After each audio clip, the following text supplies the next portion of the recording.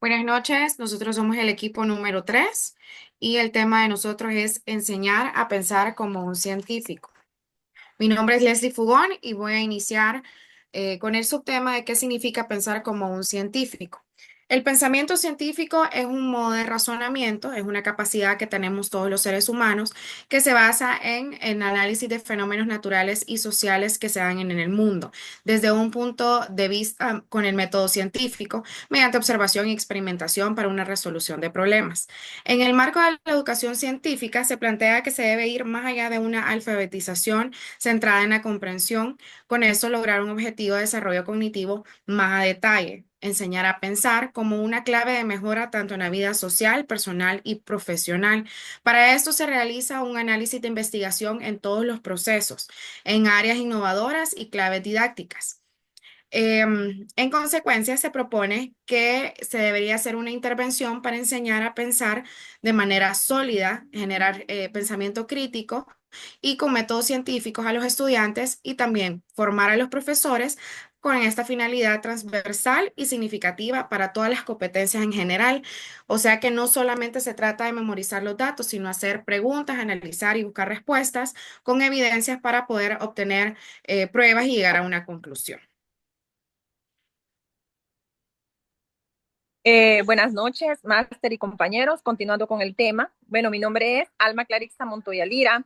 Continuando con el tema, nos hacemos una pregunta. ¿Qué aporta el pensamiento científico? El pensamiento científico tiene cinco puntos clave. Una, mejora su capacidad de razonamiento y su habilidad para pasar de nociones básicas a complejas. Dos, aprende a resolver problemas en situaciones reales. Tres, practica la construcción de su propio aprendizaje. Cuatro, ejercita su propia, su propia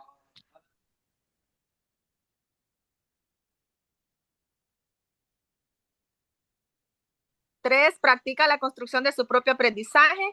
Cuatro, ejercita su capacidad deductiva y aprende a crear estrategias y soluciones propias.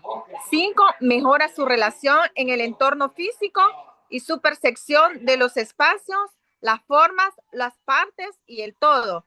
Como explicación de la diapositiva, nos da a entender que el pensamiento científico nos ayuda a razonar y a tener muchas habilidades y estrategias para solucionar problemas, como también a tener espacios para actuar en tiempo y forma.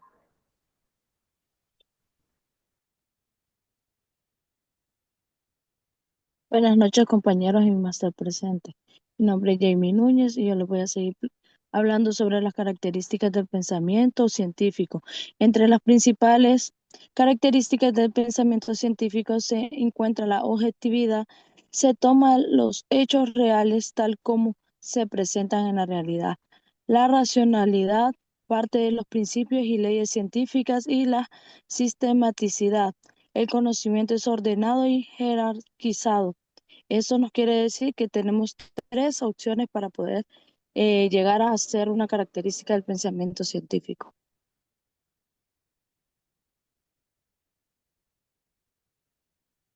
Buenas noches, máster y compañeros. Mi nombre es Chelsea Bilibor y yo les voy a hablar sobre ejercicios prácticos para enseñar a pensar como un científico. Para enseñar a pensar como un científico es importante usar ejercicios prácticos que desarrollen el razonamiento y la curiosidad. Aquí tenemos 4 estrategias clave. Primero, plantear problemas del día a día. En lugar de solo dar información, se pueden hacer preguntas que desafíen a los estudiantes a buscar soluciones, como por ejemplo, ¿por qué algunos objetos flotan y por qué algunos objetos se hunden en el agua?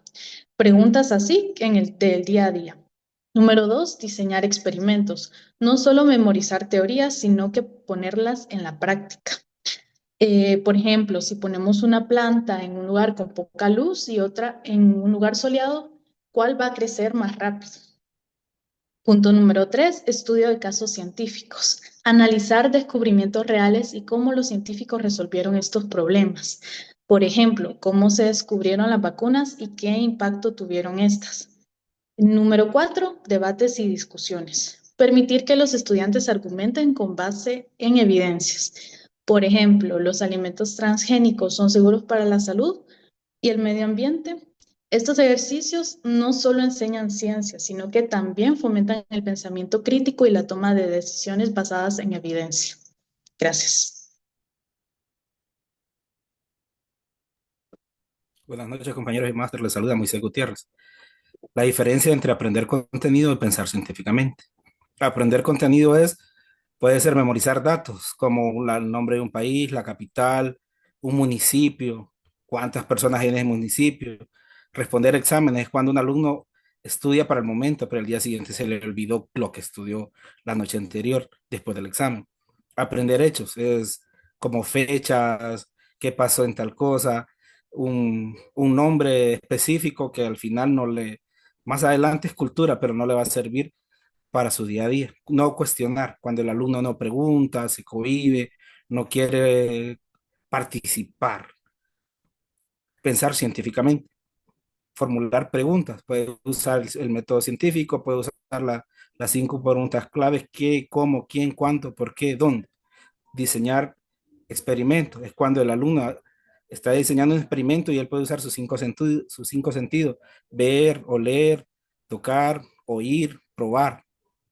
Comprender conceptos es cuando alguien comprende un concepto desde la raíz, cuando y más adelante un problema más complicado, si él ya sabe el concepto, se le va a hacer un poco más fácil. Buscar evidencia puede ser buscar en un libro, buscar en internet, preguntarle a un especialista, preguntarle a un profesor, preguntarle a un amigo, tener la curiosidad de siempre estar buscando cómo resolver ese problema. Gracias.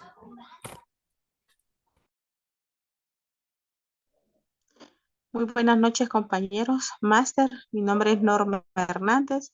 Yo les voy a seguir hablando sobre uno de los dos grandes pilares fundamentales, que es para enseñar científicamente, donde nos va a ayudar a desarrollar un pensamiento sólido, que son las habilidades y actitudes científicas. Dentro de las habilidades tenemos los estándares que buscan que el estudiante desarrolle habilidades. ¿Para qué? Para que él pueda explorar hechos y fenómenos, analizar los problemas, observar, recoger y organizar la información relevante, utilizar diferentes métodos de análisis, evaluar los métodos, compartir los resultados. Ahí donde cuando el estudiante busca lo que es hacer, lo que digamos que hacer, está haciendo lo que es un, un método, está realizando lo que es algo, averiguando, digamos, un tema científico. Entonces ahí es donde se realizan lo que son las encuestas y ahí se puede analizar y aparte de eso se pueden dar demostrar los que son los resultados. También otra parte fundamental son las actitudes científicas. Son igual importantes y por ello se busca fomentar y desarrollar que el estudiante sienta la curiosidad de qué es lo que va a investigar, la honestidad en la recolección de datos y su validación. No solo es de que voy a decir, voy a recolectar esta cierta información y tiene que demostrar de que la información es válida, no es inventada, la flexibilidad, la disponibilidad para tolerar la incertidumbre y aceptar la naturaleza provisional propia de la exploración científica, la reflexión sobre el pasado, el presente y el futuro, el deseo y la voluntad de valorar críticamente las consecuencias del descubrimiento científico y por último tenemos la disposición para el trabajo en equipo.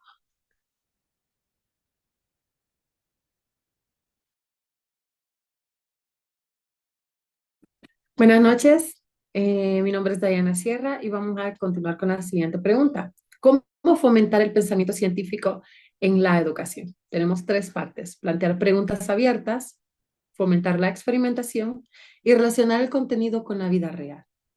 Fomentar el pensamiento científico en la educación es clave para desarrollar habilidades de análisis, razonamiento y resolución de problemas.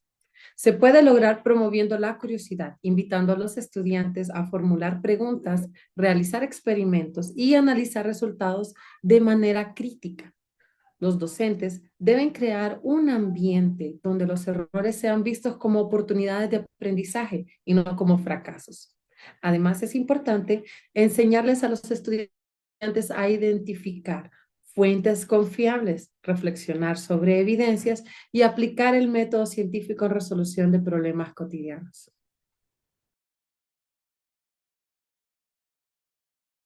Buenas noches, compañeros. Buenas noches, máster. Buenas noches a todos. Mi nombre es Raúl Fernández. Continuando con la exposición, parte del pensamiento científico es impulsar la parte de la curiosidad.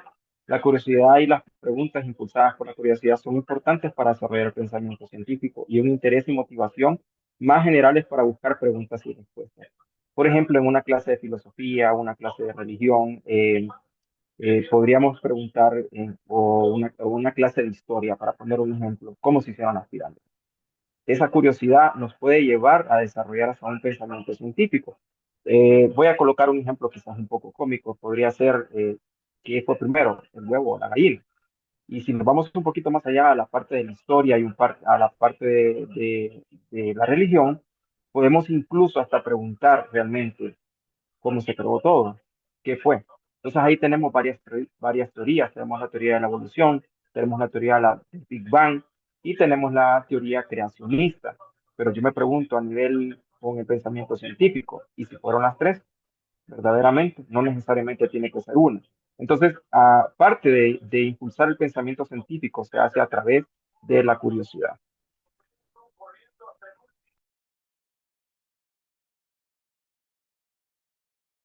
Como conclusión, podemos decir que desarrollar el conocimiento y pensamiento científico nos desafía a conceptualizar aspectos del mundo que no experimentamos directamente, un elemento crítico de muchos estudios científicos.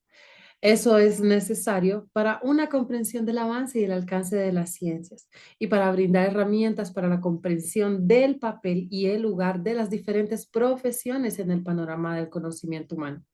En este sentido, la filosofía de la ciencia aporta también elementos fundamentales para la comprensión del ser humano y del pensamiento científico. Este enfoque ayuda a formar una mentalidad de exploración y cuestionamiento que es fundamental para el pensamiento científico y para el desarrollo de cada uno de los profesionales.